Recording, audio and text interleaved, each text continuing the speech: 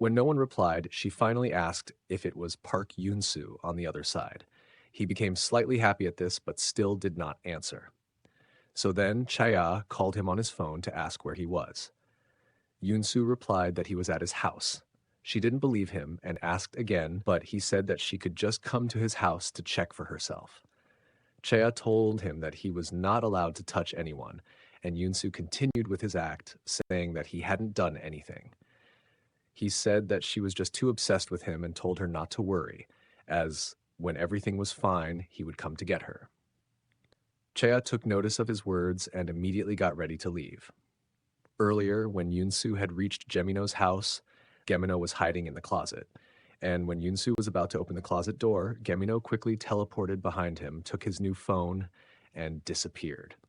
He then called Leo to ask for Chea's phone number. At that time, Garim entered the room and heard Chea's name, so he asked Leo if Han Chea was still alive. And what about Yoon-soo?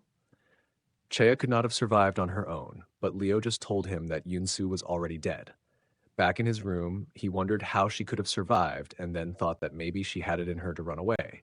Then he realized that Leo's job was to eliminate people, so the other person might be the same, which meant Chaya was in danger. But right now, he couldn't do anything and felt completely powerless. Then the servant boy came into his room. Seeing Gurim so down, he said that if Gurim was that tired, he should try running away.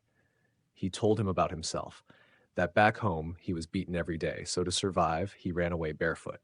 If it weren't for him, his family would have starved to death. So if they saw him now living so cozily, they would probably end him or smash his ankles. He risked his life to run away and continued that it's not a cowardly thing.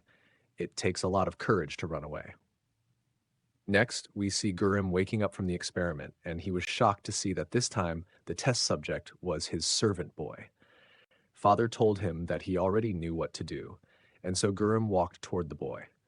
The boy's words from earlier came back to Gurim, and so he quickly grabbed the boy and disappeared. He teleported to another part of the castle, but Father followed them quickly. Then he teleported to Rose's room, asking for help, and Father appeared there too. He attacked both of them in front of Rose. She tried to stop him, but he slapped her aside and took the unconscious Gurim with him.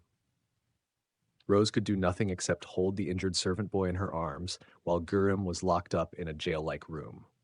Later that night, Rose went to Gurim to free him, and she told Leo to lead the way for him to Korea.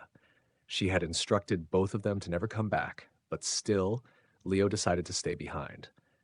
Then, all of a sudden, Gurim attacked Leo with something and quickly teleported to the ship.